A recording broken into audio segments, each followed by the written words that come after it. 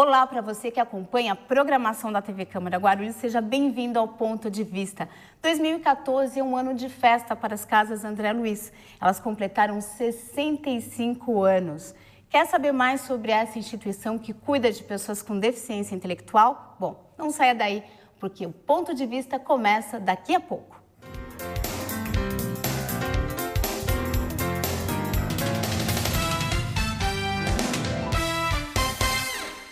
Queria parabenizar a TV Câmara, parabenizar aqui o presidente e todos os vereadores pelo trabalho que vem sendo feito e espero que vocês possam continuar contribuindo cada vez mais para levar informação à nossa população e permitir que o cidadão possa participar, dando opiniões, sugestões e ajudando a construir a cidade. E parabéns pela qualidade, porque eu estava dizendo agora há pouco, vez ou outra, estou por aí no trânsito, às vezes até fora de Guarulhos, e aí ligo o celular pela internet, sintonizo, acompanho. Então, a gente fica feliz quando vê essas coisas, porque significa que esse esforço que vocês estão fazendo aqui, tem muita gente que vocês nem estão sabendo, mas que estão do outro lado, acompanhando para e passo tudo que acontece no Legislativo e tudo que acontece na cidade. Parabéns, sucesso e já nasceu bem.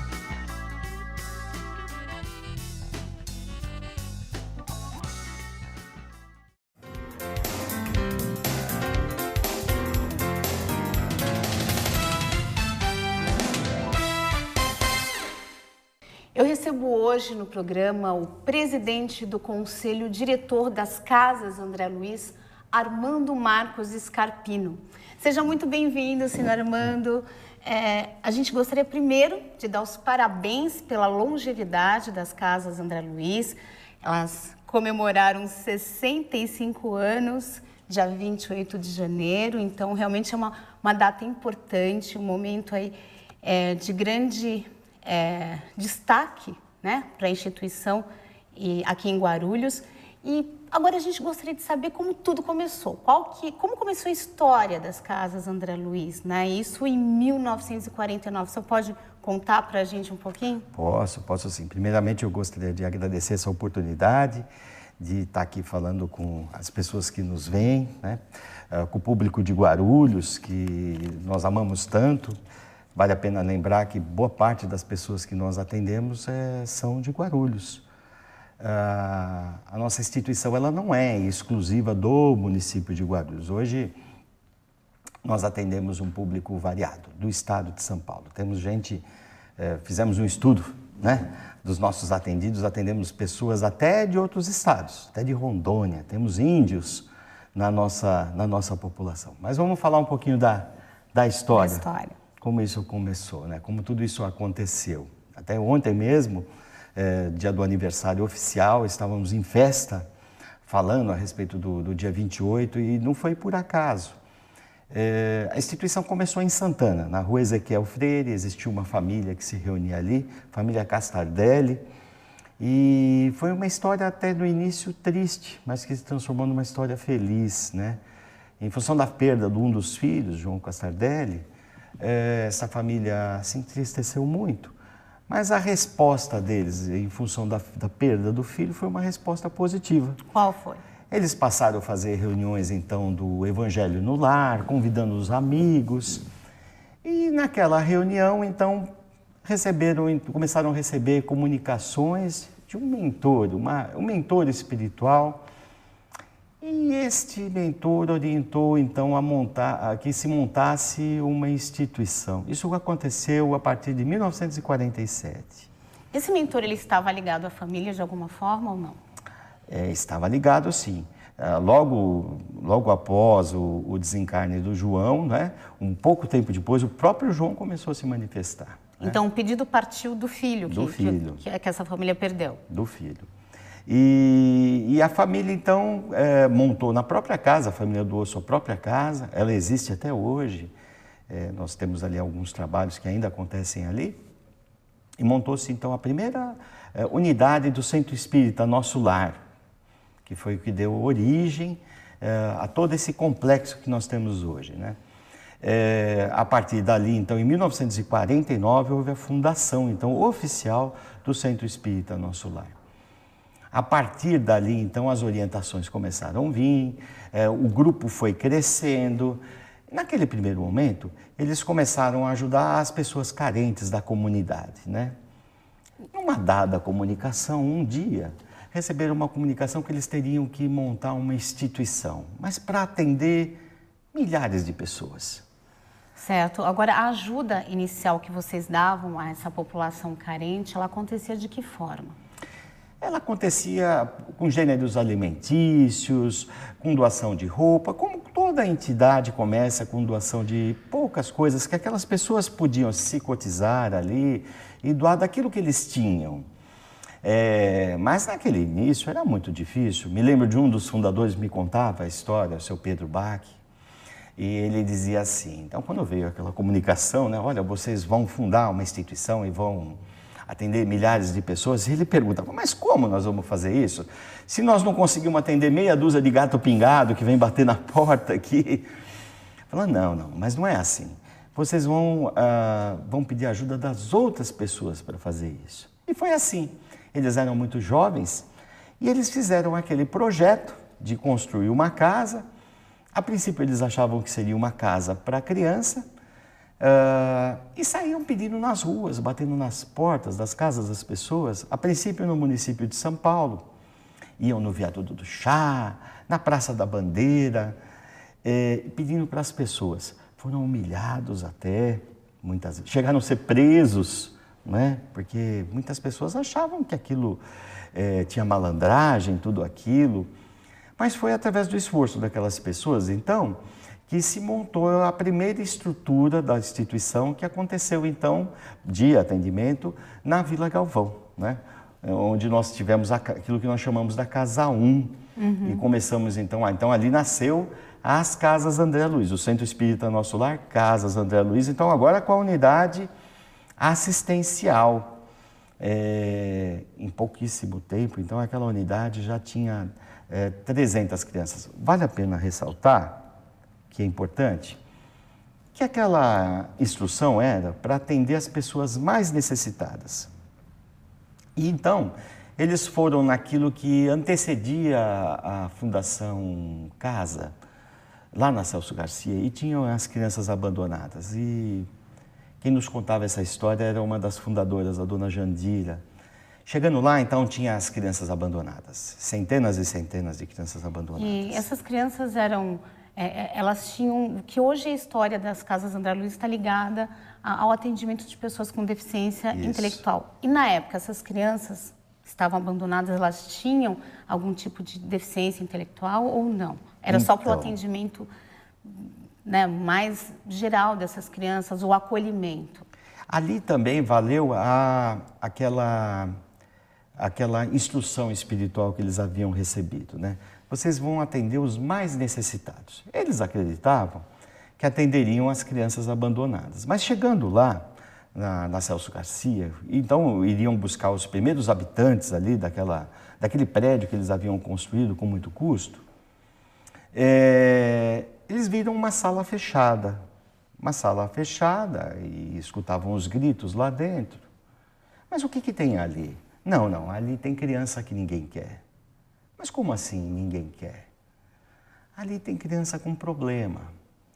E então eles pediram para ver aquelas crianças e encontraram um cenário que eles não gostam nem de contar.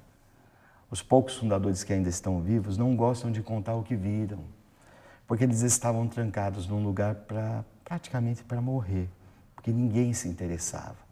Existiam algumas pessoas, uma irmã de caridade que tentava fazer algo por aquelas pessoas que ali estavam, quase 30, e estavam em condições assim, difícil de contar. Todas as vezes que eu quis saber de fato o que eles viram, eles choravam. Mas eles chegaram a dar algum detalhe? Eles não conseguiram, não quiseram. Não conseguiram contar. Então eram 30 crianças em uma sala. 30 crianças numa sala, então você imagina o deficiente mental severo e profundo naquelas condições. Então, tão logo eles viram aquilo... Deixa eu só parar um pouquinho. Quando você fala do deficiente mental severo e profundo, qual que é a situação desse deficiente, quando você classifica em severo e profundo? Então, é importante para as pessoas entenderem o seguinte: a deficiência mental, ela se classifica em vários níveis, né? Então, nós poderíamos ter assim, nós temos a deficiência leve. Leve é aquele deficiente mental que tem a deficiência intelectual. Hoje o termo mais certo é deficiência intelectual. Por que né? que é o termo mais certo? Fica um termo, hoje deficiência mental fica um pouco discriminatório. Então, o que se usa hoje os médicos, os terapeutas, é a deficiência intelectual. Porque eles têm condições de fazer muitas coisas, né? Mas o mais certo hoje é nós falarmos a deficiência intelectual, que eles têm a dificuldade da intelectualidade. Então, nós temos a deficiência leve, a moderada, a severa e a profunda. A instituição, as Casas André Luiz, ela se especializou na severa e profunda, são os casos mais difíceis. Então, são aqueles casos onde você precisa ter um nível de especialização muito grande para cuidar. E lá nas Casas André Luiz, são os casos mais difíceis, onde não tem ninguém que trata. Não vai haver ninguém que trata em nenhum outro lugar.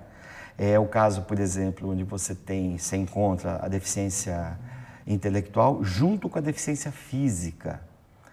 Então, é comum lá, para quem visita, você ver o indivíduo com as duas deficiências associadas. Ou seja, ele não consegue realmente interagir, ele não consegue andar, se movimentar. E ainda tem a deficiência intelectual. E a deficiência intelectual, ou seja, essas crianças, essas pessoas, né, não são só crianças, essas pessoas, elas conseguem se comunicar, falar, ou é só o gestual mesmo, então, o olhar?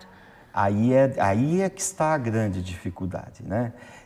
Entender e ofertar qualidade de vida para essas pessoas tem sido a busca da instituição ao longo de todos esses anos. Uhum. E nós temos conseguido fazer isso, né? Agora, vamos voltar um pouquinho para a história. O senhor estava explicando sobre a primeira casa, a Vila Galvão, a Casa da Criança, né? Agora, como foi essa evolução? Porque hoje as Casas André Luiz têm uma estrutura muito maior, né? Sim. Tem justamente os lugares, a parte, né, em que as crianças ficam o tempo todo, onde elas vivem, né? O senhor pode contar um pouquinho para a gente como que vocês conseguiram chegar a esse tamanho, a essa estrutura? Então, no início não foi fácil, foi trabalho ali na instituição, sempre houve um trabalho muito grande, de um grande grupo de pessoas voluntários, né? Vale a pena dizer que a instituição ela é administrada por pessoas voluntárias. Eu sou um voluntário, represento um grupo de voluntários, né? O voluntariado dessa instituição é um dos maiores do Brasil. Vale a pena lembrar isso também. Quantos voluntários? Hoje nós estamos por volta de 2.500 voluntários, né? Eu acho que eu posso estar até errando no número, porque tem aqueles que são os anônimos, né? Vira e mexe a gente cruza com alguém que anonimamente ajuda a instituição. Até bem pouco tempo, houve uma chuva de granizo aqui em Guarulhos e destruiu todos os nossos telhados, foi terrível. E então nós ficamos numa situação muito difícil lá. E eu conversava com um senhor de 80 e poucos anos, né? E ele me perguntou, olha, como é que está lá a situação? Ah, está difícil, está tudo arrebentado. É mesmo? O senhor sabe que lá é muito grande. O senhor conhece? Porque eu conheço ele de um outro círculo. Ah, eu conheço muito bem. Mas o senhor conhece? Conheço. Eu conheço bem aquilo. Eu doei toda a areia que foi usada lá para a construção. É mesmo? Sim, meu amigo português doou ferro, não sei o quê e tal. Então, a gente vê que anonimamente a sociedade, então, as pessoas se cotizaram, cada um fazendo aquilo que podia. Então, essa instituição, ela é uma instituição divina, é uma instituição de Deus, né? Ela não pertence a um grupo, ela não pertence a um número de pessoas, ela pertence à sociedade. Nós somos representantes da sociedade. E as pessoas, quando se aproximam e veem a maneira como tudo aquilo é feito, a honestidade, como tudo aquilo é tratado, o respeito, como é tratado o recurso. Lá nós falamos que R$1 tem que valer R$1,50. tudo, né? Não tem uma negociação que a gente não briga até o fim para que aquele fornecedor não dê mais um pouquinho a mais, porque é por causa das casas André Luiz. Não tem uma pessoa que entra e olha, nos ajude um pouquinho, porque tudo é muito difícil, né? Hoje o recurso que a gente tem é muito limitado para poder fazer tanto. E faríamos muito mais se tivéssemos mais. Então, bom, a conversa está muito boa, né? Mas a gente vai deixar um pouquinho para o segundo bloco. A gente vai agora para o intervalo, mas você que está acompanhando, continue com a gente, continue conhecendo mais a fundo o trabalho das casas André Luiz. Então, não saia daí.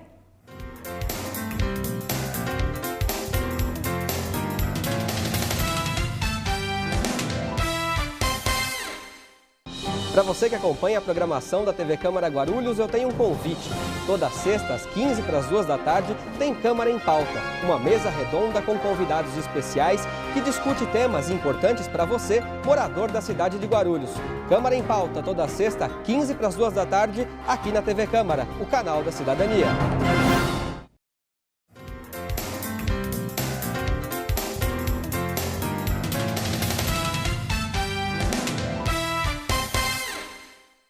De volta com o Ponto de Vista, eu converso com o presidente do Conselho Diretor das Casas André Luiz, Armando Marcos Scarpino. Armando, a gente estava conversando sobre a história das Casas André Luiz, né? A gente gostaria de saber, né, a partir do momento que vocês chegaram, né, na Vila Galvão, vocês ampliaram, né, conseguiram um terreno de 70 mil metros quadrados no Picanço. A partir disso, como que foi a evolução das casas André Luiz? Vocês tiveram condições de aumentar a estrutura. Conta pra gente.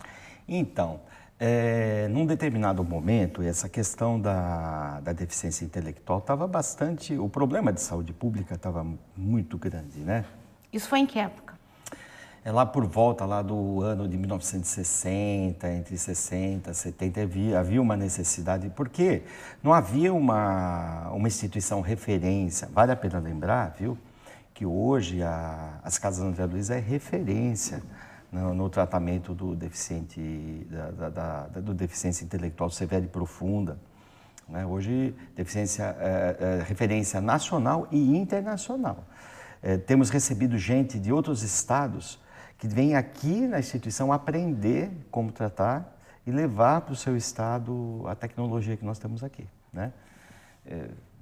Isso é interessante, né? Porque o deficiente intelectual ele não vem com manual de instrução, né? Cada deficiência, depende do campo no cérebro onde atinge, a pessoa vem com uma característica diferente. Não é tudo igual, não é? Não é como tratar uma gripe. A deficiência, em determinada pessoa, ela atinge de uma forma. Lá na nossa instituição, por exemplo, existem grupos diferentes. Existem, inclusive, grupos de pesquisa, né?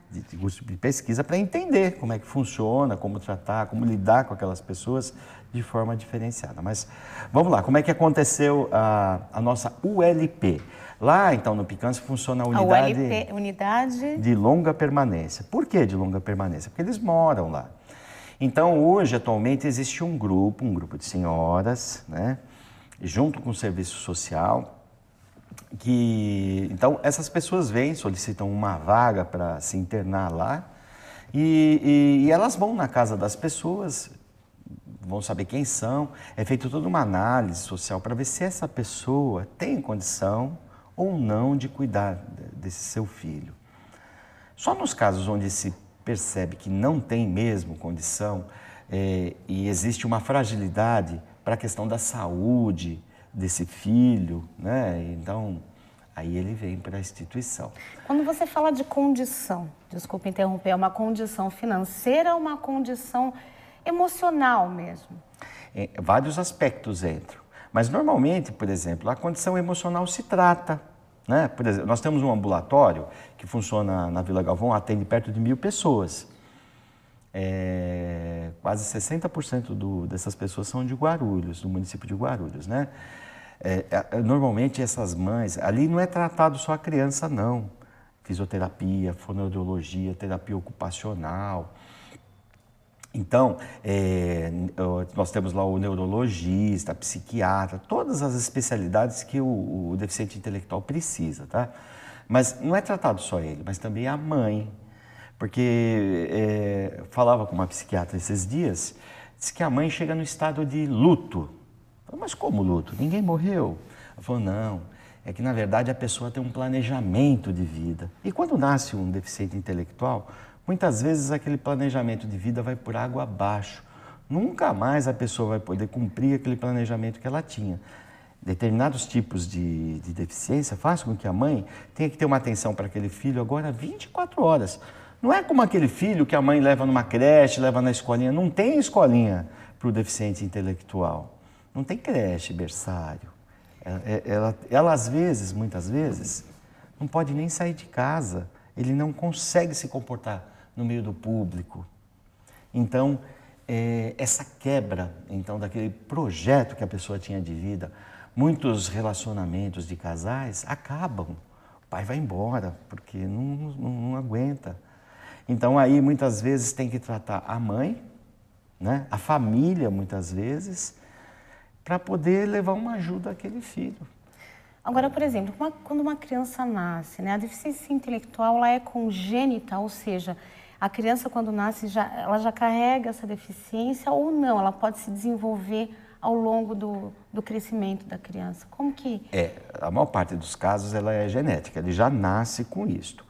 Mas existe aquela deficiência que ela é provocada. As drogas, por exemplo, nós temos caso lá na instituição da deficiência provocada pelas drogas. O desarranjo que o indivíduo provocou na mente, em função da utilização dos químicos, né, foi tal que ele se tornou um deficiente intelectual, entendeu? A falta do oxigênio, por exemplo, na criança, na hora que nasce, pode danificar campos no cérebro da pessoa e ela se tornou também um deficiente. Então mas a grande maioria dos casos, então ele nasce com essa deficiência já de nascimento, não tem cura, né? Então ele vai levar a vida inteira isso. O que tem que fazer, ele tem que aprender a lidar com aquilo, para que a mãe então saiba de que maneira se comunicar com aquele filho, de que maneira educar, não é? Como que ela vai fazer isso. Mas voltando para a história, né? Como é que naquela época então, no passado, não tinha uma instituição que tratasse isso. Quando começou na Vila Galvão, o governo de estado naquela época percebeu que como foi importante aquela instituição nascer para tratar aquele problema que ninguém tratava. E propôs para a instituição realmente atender mais. Então foi ali que a instituição fez um grande esforço, aqueles primeiros fundadores então, com um grande esforço da sociedade, chamaram a sociedade, as pessoas então se uniram, conseguiram levantar um recurso, e isso foi esforço das pessoas. E foram construindo as unidades uma a uma, até que conseguissem construir todo aquele complexo. Agora, o terreno ele foi obtido de que forma? O governo cedeu esse terreno ou não? Foi fruto de doações? Fruto de doação. Quer dizer, toda a estrutura, são 4 casas, não é isso? São 4 unidades grandes lá no Picanço. No Picanço. O terreno, isso tudo é fruto de doação, de trabalho daqueles doadores, batendo de porta em porta, pedindo, e de pessoas que muitas vezes anonimamente, né, ajudaram e até hoje ajudam, né? Então, essa instituição ela vive da ajuda das pessoas, né, que conhecem esse trabalho e que continuam. E é aquilo que eu disse no bloco anterior. Se ela tivesse mais ajuda, ela faria mais. Ela é limitada pelo recurso que ela tem, né? Muitas vezes as pessoas acham que as Casas André Luiz é uma instituição rica. Ela não é, ela faz o que ela pode com os recursos que ela tem. Agora, quais as origens dos recursos? Vocês têm ajuda, por exemplo, da Prefeitura de Guarulhos, da Secretaria de Saúde do Governo do Estado, do Ministério da Saúde? Então, hoje, os recursos que vêm para a instituição, uma parte ela vem via SUS, né, que vem do Ministério da Saúde, passa pelo Estado e vem para o... Então, nós não somos considerados como fôssemos uma instituição do município. Por quê? Porque hoje nós recebemos o nosso assistido, ele vem de qualquer cidade do Estado de São Paulo ou até de outro estado. Como eu disse, nós podemos ter pessoas, às vezes nós vamos visitar pessoas pedindo internação no Rio de Janeiro. O critério para se obter uma internação na instituição tem que ser aquela família carente que não tem condições realmente de cuidar do seu filho e que ele necessite de um cuidado especial que aquela família não teria condições de oferecer para aquela pessoa. Esse é o critério. Não é o custo. Às vezes o pessoal fala, nossa, você vai admitir esse assistido, mas olha o custo, ele vai viver numa UTI praticamente. Sim, vamos pegar, a gente dá um jeito, né? Então, o critério é o seguinte, é o que nós podemos fazer por ele, né? Agora, por exemplo, os recursos, então, eles vêm do SUS. Uma parte vem do SUS, 30%. Secretaria Estadual da Saúde vem também ou não? Vem via Secretaria Estadual. Certo. O SUS repassa para a Secretaria Estadual, que repassa para a instituição. Do município, hoje, nós temos, assim, acho que uma verba pequena de FUNCAD, que vem para o ambulatório, mas é muito pequena. Nós não temos, assim, uma ajuda expressiva do município, não. E tem as doações também. O que representa mais para a receita? A receita, 70% do que mantém a instituição são as doações das pessoas. É a sociedade que mantém a instituição. Então, são aqueles inservíveis, os móveis usados, que nós reformamos, arrumamos, as geladeiras que nós vendemos nas lojas dos mercatudos. São aqueles doadores que todo mês doam um pouquinho, às vezes a pessoa carente que doa um pouquinho, R$10, R$15, são milhares de pessoas. Às vezes nós nos surpreendemos, ligamos, às vezes nós perdemos contato com as pessoas. Até recentemente aconteceu um caso. Perdemos contato por muitos anos e a menina procurando na lista telefônica nunca mais conseguiu localizar um determinado senhor, que todo mês ajudava. Até que achou lá o sobrenome, acho que é da família, né? E ligou. Aí a moça atendeu, falou, e tem um senhor chamado fulano de tal. Olha, esse nome era o nome do meu pai, mas meu pai faleceu faz muitos anos. Pois é, porque ele ajudava a gente aqui. É verdade, meu pai ajudava a instituição sim, desde que fundou. Mas pode continuar me mandando a mensalidade no nome do meu pai. Né? Olha que bonito. A filha continuou, então, doando no nome do pai. Isso acontece muito. Então, a doação que passa de pai para filho, né? Porque os filhos reconhecem o trabalho que... Agora, uma coisa triste, que às vezes as pessoas moram em Guarulhos e não conhecem a instituição. Você vê que coisa? E justamente essa importância de nós estarmos aqui conversando, no ponto de vista, trazendo essas informações para a população guarulhense. Lembrando, muito importante, uma das formas de manter as casas André Luiz é justamente com as doações, né? Aquele imóvel que já não está mais agradando, né? Roupas também? Aquela roupa que ficou apertadinha, né? Isso, então, em bom estado, né? Em bom estado, né? Agora, uma coisa a gente gostaria de destacar, né? Por exemplo, quando os pais de uma criança percebem que ela tem alguma deficiência intelectual, o que o senhor recomenda que esses pais façam?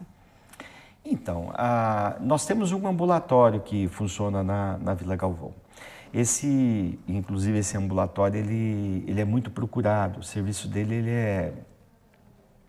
ele é um serviço assim muito querido, né? Importante.